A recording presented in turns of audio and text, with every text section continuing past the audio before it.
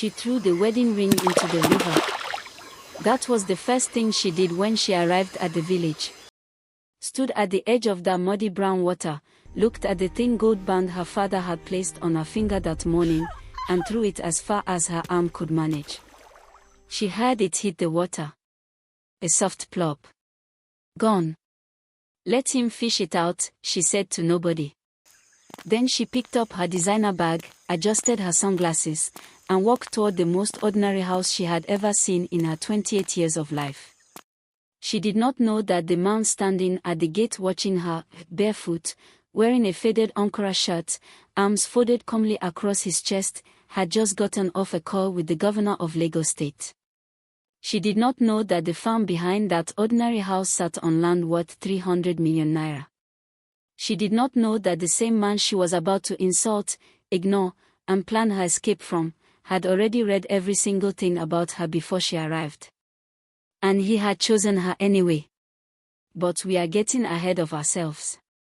If you love stories that will grab your heart and refuse to let go, you are in the right place. Subscribe to African Folktales by Kes, and turn on your notifications, because this one is going to break you open. Let's go back.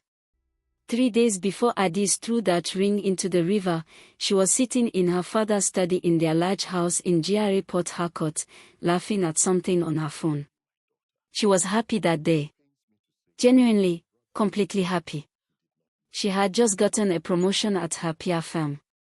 She had a date planned with Tobe, her boyfriend of 2 years, for the following weekend. Her mother had promised to take her shopping for a birthday dress. Life, for Adaeze Nwosu, was exactly where she wanted it. Then her father walked in and closed the door behind him. Chief Nwosu was a big man. Not just in body, in presence. When he entered a room, people felt it. He had that kind of weight about him. The kind that came from decades of commanding boardrooms and building a name that meant something in River State. But that afternoon, he looked small. Adaeze noticed it immediately. "Daddy." She sat up. "What is it?" He didn't answer right away. He walked to his chair behind the desk, the big leather one she used to spin around in as a child, and he sat down heavily. Like someone had tied stones to his shoulders. "Close your phone," he said. She closed it. "Ada." His voice was different. Quieter. "You know I would never ask anything of you that I did not absolutely have to ask." Her stomach dropped. "Daddy." "What happened?" He told her. Not all at once, slowly. Painfully. Like a man pulling out his own teeth. The business had been struggling for 4 years. He had taken loans to cover other loans. He had sold 2 properties quietly, told nobody, and used the money to keep the house running, keep appearances up, keep Adaeze and her younger siblings in school and in comfort. He had borrowed from a man named Okafor, Emmanuel Okafor, a retired businessman from Enugu State, 2 years ago. 50 million naira. He had not been able to pay it back. And Okafor had called that morning with his condition. His nephew, Chief Nwosu said. His brother's son. The boy farms. He lives in the village. He has never married. He cleared his throat. Okafor says if you agree to marry his nephew, the debt disappears. All of it. He will tear up the papers. Adaeze stared at her father. 1 second. 2. 3. Daddy. Her voice was very calm. The way a person's voice gets calm right before everything breaks. Tell me you are joking. He could not look at her. Daddy. Her chair scraped back hard. She was on her feet. I have a life. I have a job, I have Tobe, you want me to go and marry a farmer? A village man. Because of your debt? Ada. No. She was shaking. No. Call Okafor back. Sell the house. Sell the cars. I will contribute my salary. We will figure something out. But I am not, Daddy, I am not doing this. Chief Nwosu finally looked up. And what she saw on his face was worse than anything he could have said. It was defeat. Complete and total. The look of a man who had already tried everything else and had nothing left. I already sold the second car, he said quietly. Last month. The money your mother thinks is from a contract, it was from the sale of my land in Omoku. Ada, I have been holding this together with my bare hands for 4 years. His voice broke. Just once. Just a little. I cannot hold it anymore. Silence. The room felt very small suddenly. How long, she whispered. How long have you been doing this alone? Since you were finishing your master's? 4 years. Her father had been drowning for 4 years and had never let her see it. Had sat across from her at Sunday dinners, had clapped for her promotion, had danced at her cousin's wedding, all while quietly selling off everything they had. Something cracked open in her chest. But grief and love and duty do not cancel out anger. She picked up her phone. I need to think, she said. And she walked out. She called Tobe first. He answered on the second ring, laughing about something in the background. She could hear his friends. They were watching a match. Ada. You won't believe what Emeka just. Tobe. Her voice stopped him. I need to talk to you. A pause. She heard him step away from the noise. She told him everything. He was quiet for a long time when she finished. Long enough that she pulled the phone from her ear to check if the call had dropped. Tobe. I'm here. Another pause. Ada, you can't actually be considering this. I'm not. I needed to hear your voice. Good. Because that is insane. Your father needs to handle his own problems. You cannot sacrifice your life for somebody else's debt. This is not 1940. She should have felt better. She didn't. But he's my father, Tobe. And you are your own person. Ada, if you go to that village, if you actually do this, I cannot wait for you. I want you to know that now, before you make any decisions.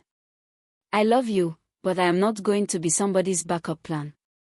The call ended shortly after. She sat on her bed for 3 hours, staring at the ceiling. Then she got up, pulled out her box, and started packing. Not because she had given up. Because she had made a decision. She would go. She would fulfill whatever this arrangement was. She would endure it. And then, on her own terms, in her own time, she would find a way out. But she was going to make the life of one Emeka Okafor, village farmer, extremely uncomfortable in the meantime. She almost smiled at that thought. Almost. The drive to Emeka's village took 6 hours. She refused to let her father's driver talk to her for most of it. She sat in the back with her AirPods in and her eyes on the window as Port Harcourt gave way to smaller towns, smaller roads, and finally, red dust, palm trees, and the kind of quiet that made city people nervous. When the car stopped, she stepped out. And there he was. Emeka Okafor. He was taller than she expected. Lean, the way a man gets when he walks with his body every day. Dark skin. Calm eyes, the kind of eyes that didn't dart around when they looked at you, just settled, steady, like they had nowhere else to be. He was barefoot. His shirt had a small tear near the collar. He looked at her the way you look at rain, not with excitement, not with disappointment. Just acknowledgement. Like, you are here. All right. Welcome, he said. His voice was low and unhurried. I hope you're hungry. The food is ready. She looked at him for a long moment. Then she said, I want you to know, I am not here by choice. I will fulfill whatever my father has agreed to. But do not expect a wife from me. I am a guest. A very unwilling guest. He nodded slowly. "The food is still ready," he said. And he turned and walked inside. The house was not what she expected. She had built a picture in her mind on the drive: cracked walls, a leaking roof, maybe a goat wandering through the living room. Something she could feel superior about. Something that would make living feel easier. But the inside of the house was clean. Quietly, stubbornly clean. The floors were polished concrete, cool under bare feet. The furniture was simple, old, but cared for. There were books on a wooden shelf. Real books. Not decoration, the spines were worn and bent from use. She ran her finger across one. The Wealth of Nations. She pulled it out slightly. There were handwritten notes in the margins. Dense, careful notes in small handwriting. She pushed it back. "Your room is through there," Emeka said from the doorway to the kitchen. He nodded toward the hallway. "Fresh water in the bucket. Generator comes on at 7. She stared at him. "Generator?" "Yes. One generator. For the whole house. We manage." She pressed her lips together. Picked up her bag. Walked to her room. It was small. Clean. A single window with a white curtain that moved in the evening breeze. A wooden bed frame with a thick mattress, better than she'd expected. A table. A chair. A small mirror on the wall. On the table was a cup of water and a small plate of garden eggs with groundnut paste. She had not told anyone she liked garden eggs. She stood looking at that plate for a moment. Then she set her bag down and sat on the edge of the bed and breathed. Dinner was pepper soup and pounded yam. She ate it. She didn't want to eat it. But the smell alone had undone 3 years of Lagos restaurant snobbery, and by the time the bowl was in front of her, her body had already decided. They ate in silence mostly. The kind of silence that was not awkward, just honest. No performance. No small talk, neither of them meant. At some point she looked up and caught him watching her. Not rudely. Just observing. Like a person reads a page they are not sure they understand yet. "What?" she said. "Nothing," he said. And went back to eating. That was the first night. The second morning, she woke up to the sound of him already in the fields. She lay in bed and listened to the rhythmic scrape of a hoe against soil. Over and over. Steady as a heartbeat. She checked her phone. 5:30 a.m. She thought about Tope sleeping in his apartment in Lagos, probably on his left side the way he always slept, probably with the AC too cold the way he always kept it. She told herself she did not miss him. Then she got up, looked out the window, and watched Emeka walk in the early lights for 30 seconds before she made herself look away. By midday, she was bored enough to be dangerous. There was no Wi-Fi. Her data barely loaded a paragraph. She had read the same 3 pages of a novel 4 times. The village women who came to greet her were polite but curious in a way that made her feel like a museum exhibit. "Is it true you're from Port Harcourt?" one of them asked. Young woman. Baby tied to her back. Bright smile. "Yes," Adaeze said. And you came to marry our Emeka?" The woman laughed, not unkindly. "God works in a mysterious way, oh." "He certainly does," Adaeze said flatly. But something about the way the woman said our Emeka stayed with her. The ease of it. The warmth. Like he was something the whole village shared and protected. She filed it away. Then came the black car. It was late afternoon. She was on the porch, fanning herself with a magazine, watching a lizard do its little head-bobbing dance on the fence, when she heard the sound of an engine. Smooth engine. Expensive engine. The kind that doesn't announce itself, it simply arrives. A black Mercedes SUV. Tinted windows. Clean in a way that meant it had never met this dusty road before today. It stopped at the edge of the compound. Two men stepped out. Dark suits. Polished shoes.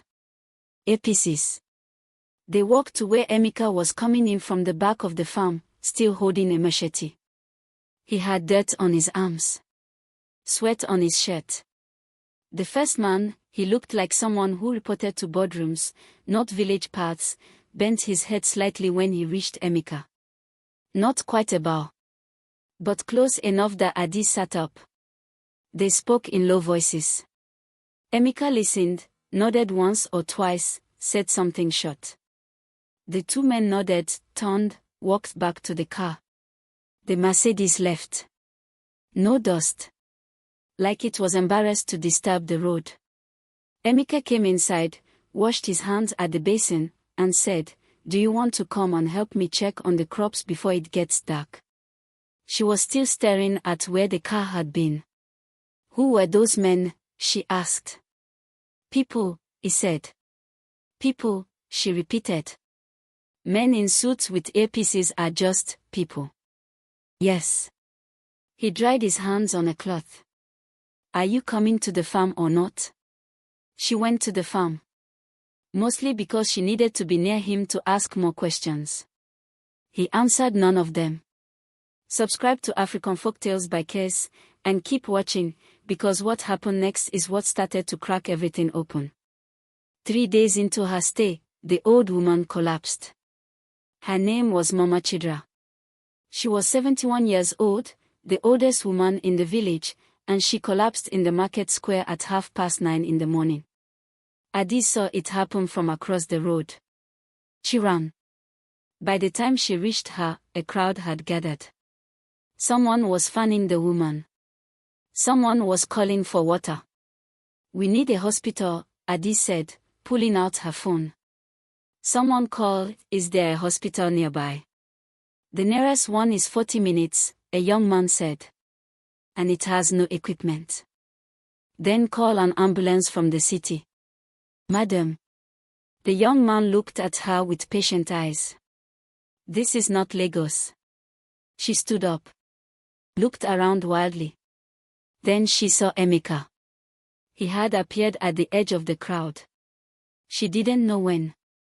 He was already on his phone, that satellite phone she had noticed before, speaking quietly, his face giving nothing away. He was done in under 2 minutes. 45 minutes later, she timed it, a white vehicle arrived. Not a basic ambulance. A fully equipped mobile medical unit. 2 doctors. A nurse. A defibrillator. Mama Chidera was stabilized within minutes. She was crying with relief by the time they lifted her onto the stretcher. Adaeze grabbed Emeka's arm. "Who paid for that?" she said. "She'll be fine," he said. "The doctors are good." "That is not what I asked." He looked at her hand on his arm. She let go. "Emeka." "Who called that vehicle?" "Are you hungry?" he said. "Come. Let's go home." She stood in the middle of the village square and watched him walk away and felt something she had not felt in 3 days, something she did not have a clean word for yet. It sat somewhere between respect and fury. That night she could not sleep. She lay in the dark listening to crickets and the distant sound of a drum somewhere deep in the village. She thought about Tob. She thought about her father's face. She thought about 2 men in suits bowing in a dusty village compound. At some point, past midnight, she got up to get water. She passed the sitting room. The light was on. Emeka was at the table. Satellite phone to his ear. Laptop open, which she had not even known he owned, screen glowing. He was in a white singlet, elbows on the table, speaking quietly but with an authority she had never heard from him before. "Tell Adeyemi the port expansion doesn't move until the environmental review is done. I don't care what the timeline says." A pause. "No. That is not negotiable." Another pause. "Thursday. I'll sign off remotely." He looked up. Saw her. His expression didn't change. "One moment," he said into the phone. They looked at each other across the dark room. "Go back to sleep, Adaeze," he said quietly. And somehow, because of the way he said her name, she did. She starts to fall. Her ex arrives. The stargazing scene. And the twist hiding in plain sight. She started watching him differently after that night. Not obviously. She was too proud for obvious. But quietly, the way you study a painting that keeps pulling your eye back even when you've told yourself you're done looking. She noticed that he never raised his voice. Not once. Not to her, not to the laborers who came to help with the harvest, not to the children who used his fence as a goalpost and knocked over his water pot 3 days in a row. He simply picked up the pot each time. Set it back. Went back to work. She noticed that when villagers came to him with problems, and they did, often, in the way people go to someone they trust completely, he listened with his whole body. No phone in hand. No distracted eyes. Just present. Fully and uncomplicatedly present. She noticed that he cooked. Well. Better than she did, which she would never admit out loud. She noticed that he left a cup of tea outside her door every morning at exactly 6. She had never asked for it. He had never mentioned it. It was just there. On the 6th morning she opened the door before he could leave. They stood looking at each other for a moment. "Why do you do this?" she asked. He looked at the cup in his hand. Then at her. "Because mornings are hard," he said simply. "They are harder when you are somewhere you did not choose to be." He handed her the cup and walked away. She stood in the doorway holding warm tea and felt something move through her that she had no name for. On the 8th day, he took her to the farm. Not to look, to walk. She protested. He simply handed her a pair of old boots and said, "The yam seedlings need to go in before noon." "I am a PR consultant," she said. "I do not plant yams." "Today you do," he said. She planted yams. It was harder than it looked and more satisfying than she would ever tell him. She walked 2 rows before her back started complaining. He walked 5 rows without stopping, moving with the kind of easy rhythm that comes from doing something 10,000 times. At some point she looked up and found him looking at her. He smiled. Not a polite smile. A real one. Quick, surprised, like it got out before he could stop it. It completely rearranged his face, made him younger, lighter, like the man behind the stillness had briefly stepped forward to wave. She looked back at her yamho. Her heartbeat was doing something she refused to acknowledge. Later that afternoon, a village elder stopped them on the path home. He was an old man, older than Mama Chidra, moving slowly with a carved wooden stick. He grabbed Emeka's hand with both of his and spoke to him in rapid Igbo, his voice thick with emotion. Adaeze understood enough Igbo to catch fragments. "The school, they painted it, the children sang your name." Emeka responded quietly, shaking his head slightly, the way someone does when they don't want credit. The old man looked at Adaeze. Said something. Emeka translated flatly. "He says, hold on to this one, daughter. Men like him are not planted twice." Adaeze looked at Emeka. Emeka was looking at the road ahead. "The school," she said as they walked. "You funded a school." "The community did." Emeka. Silence. "The community needed help starting it," he said finally. "That is all." She stopped walking. "Why are you like this?" she said. "Why do you not just say, why can you not just once say, yes, I did that? Yes, that is me. Why must everything be a secret with you?" He stopped too. Turned to look at her. "Because the moment you tell people what you have done," he said, "it stops being about them. And starts being about you." Silence. She did not have an answer for that. They walked the rest of the way home without speaking. But it was a different kind of silence now. Not the silence of strangers. The silence of two people who were beginning, quietly, reluctantly, without permission, to understand each other.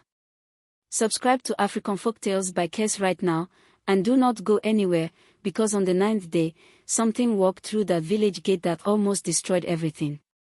His name was Tob. She heard the car before she saw it. A red BMW that had no business on a village road, pulling up in a cloud of dust and confidence. She was in the yard when he stepped out. Expensive sneakers. Fresh haircut. Cologne she could smell from 15 feet away. He opened his arms wide when he saw her. Ada. His smile was the same one that had walked on her for 2 years. Come. Let's go. I'll take you home. She stood very still. Tob. What are you doing here? What does it look like? He stepped forward, lowered his voice. You don't belong here. This whole thing, your father's mess, this arrangement, it's not your problem to carry. Come with me. Today. Right now. She looked at him. Really looked. The watch. The car. The practices of a man who had never once in his life been asked to be uncomfortable for someone he loved. You told me you couldn't wait, she said. I changed my mind. Ada, look around you. He glanced at the house, the farm, the red soil, with undisguised distaste. You cannot actually want to stay here. She opened her mouth. Then she heard the gate. Emeka came in from the back path. Work clothes, machete in hand, calm as always. He looked at Tob. Then at her. His face gave nothing away. I didn't know we had a visitor, he said. Something cold moved across Tob's face. He looked Emeka up and down, the worn shirt, the bare feet, the farm tool, with the particular contempt of a man who has decided in 1 second what another man is worth. I'm a friend of Adaeze, Tob said. From Lagos. I see. Emeka nodded once. Then looked at Adaeze. I'll put water on. Take your time. And he walked inside. Just like that. No performance. No territorial posturing. No wounded pride. He simply stepped aside. Like a man who had nothing to prove because he had never needed to prove anything. Adaeze watched him go. And something shifted. Something small but permanent. Like a keystone being removed from a wall that had not known it was leaning. She turned back to Tob. I'm not coming, she said. He stared. Ada. I am not coming, Tob. Her voice was very even. Thank you for driving. Please eat before you go back, the road is long. She walked inside. She did not cry. She was surprised to find she did not want to. That evening, she didn't plan it, it simply happened. She and Emeka sat on the porch after dinner. The village was quiet in that particular deep way villages get after 8 o'clock. Stars were out. Thick, unhurried stars. The kind you forget exist when you live under city lights. She said, why did you agree to this arrangement? He was quiet for a moment. My uncle asked me to, he said. That's not an answer. Another pause. I had spent 12 years building something, he said slowly. In that time, I forgot some things. Simple things. What food tastes like when you cook it yourself. What silence sounds like when it is not a schedule. What it means to be chosen by someone who is not choosing your name. He leaned back in his chair. I thought, if I come home. If I come back to where I started. If I live simply for a while, maybe I remember who I was before I became what I am. She looked at the stars. And did it work? He was quiet for a long time. I think so, he said finally. Yes. I think it worked. She did not ask what he meant. Something told her she was not ready for the answer yet. They sat in that quiet for another hour. Two people who had arrived at this place by force and were now, slowly, without announcement, choosing to stay. The revelation. The confrontation. The twist within the twist.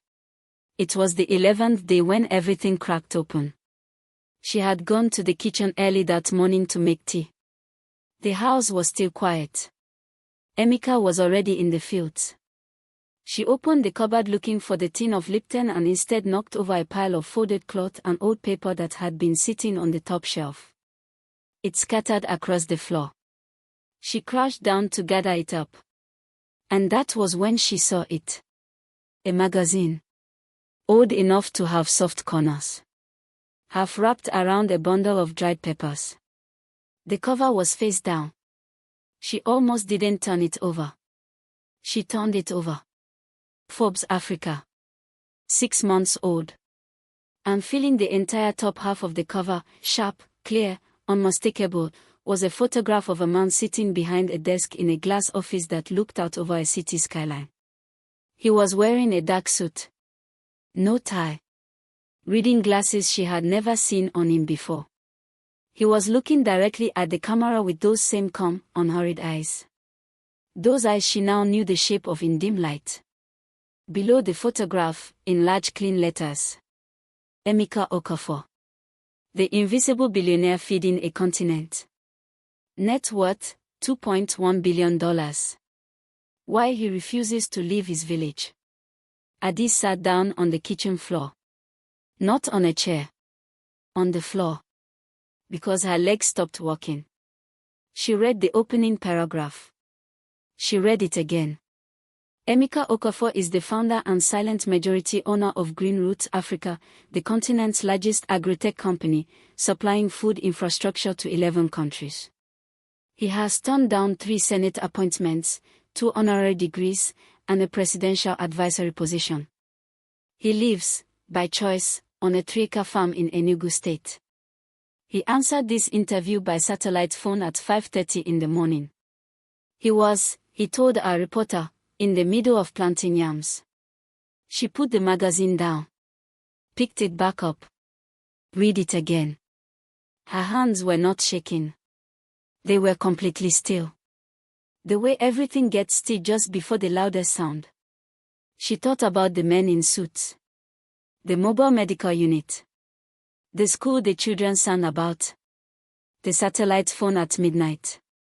The words, "The port expansion doesn't move until the environmental review is done." She thought about a man who had introduced himself with, "The food is ready." She stood up. And she walked out to the farm. He knew the moment he saw her face. She didn't say anything for a long time. She just walked toward him and stopped a few feet away and held up the magazine. He looked at it. Then at her. He set down his hoe. "Adaeze. Do not." Her voice was very quiet. The most dangerous kind of quiet. "Do not say my name like that right now. Just answer me." "All right. All of this." She gestured at the house, the farm, the worn shirt, the bare feet. "All of this was real." "Yes." "You are not a poor farmer." "I am a farmer," he said. "The other part is also true." "You are what, the magazine says."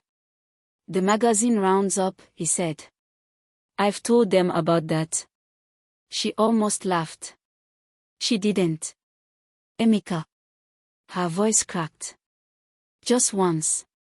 How could you let me look at you the way I looked at you when I arrived? How could you let me? I told you to your face that I was not here by choice. I treated you like, right through." She stopped. He waited. "I threw the ring in the river," she said. "On the first day." Something moved across his face. Not offense.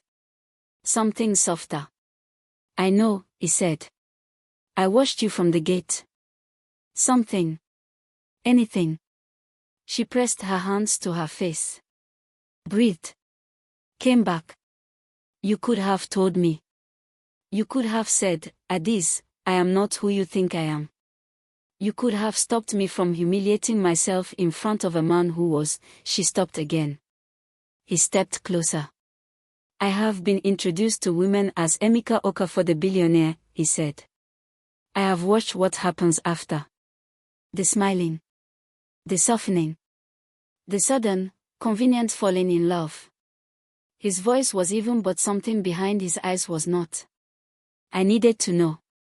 If you could sit across from a man with a torn shirt and a hoe and find something worth staying for, or if you would spend 11 days plotting your escape.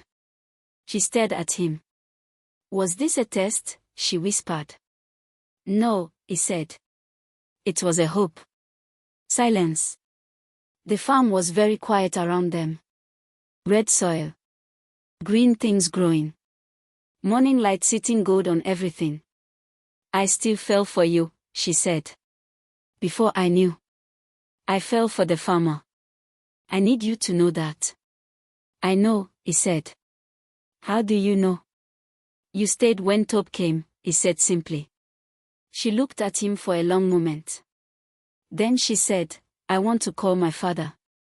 All right, he said. I want to tell him I'm not angry. He handed her the satellite phone. She dialed. Her father answered in one ring. She could hear from his breathing that he had not been sleeping. Ada. Daddy, she said. I'm okay. I want you to know I'm okay. She heard him exhale. Heard something break open in it. Ada, there is something I need to tell you, her father said. Something I should have told you from the beginning. She frowned. What? Emeka paid the debt, her father said. Not when the arrangement was made. Not as part of any condition. A pause. He paid it 8 months ago. Anonymously. I only found out 3 days before I called you into the study. Ada, there was no condition. Okafor never demanded a marriage. Emeka reached out to me directly. He said he had heard about our situation through his uncle and he wanted to help. He asked only if you would be willing to meet him. She stopped breathing. I presented it wrong, her father said. I was ashamed of how we needed help and I made it sound like an arrangement so that I thought you would never agree to meet a village man willingly, and I was afraid. Daddy. Stop. Silence. He paid our debt, she said. Before we even met. Yes. She lowered the phone. Looked at Emeka. He was looking at the ground. A specific kind of looking at the ground that meant he had heard every word. You paid my family's debt, she said. A family you did not know.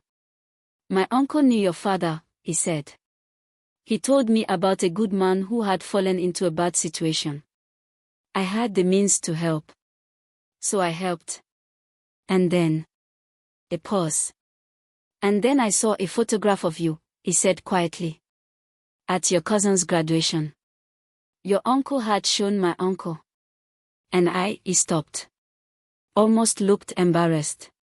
Almost. I asked if you were spoken for. She stared. You chose me, she said. Before any of this. I chose to try, he said. There is a difference. I did not know if you would choose me back. She looked down at her bare hands. The ring was at the bottom of a river somewhere. She thought about 11 days. Morning tea. Garden eggs on a small plate. A man who picked up a water pot 3 times without complaint. A school full of children singing a name he would not take credit for. A hospital that arrived in 45 minutes. She thought about sitting under thick country stars with a man who said, I think it worked. She looked up. I would like, she said carefully, to go and buy another ring. A proper one. That we choose together. He looked at her for a long moment. There is a market on Saturday, he said. Saturday, she agreed. And that, as they say, is where the story truly begins. Because the morning Adaeze Noso arrived at that village, she threw a ring into the river and decided she was only a visitor. But the village had other ideas. The farm had other ideas. A quiet man with warm clothes and an unhurried way of seeing her had other ideas. She had come looking for an exit. She found, instead, a door she had not known she needed. A door that had been unlocked and waiting long before she arrived. And on the other side of it, a life that asked nothing from her except the one thing she had never thought to offer. Herself. Plainly. Without performance.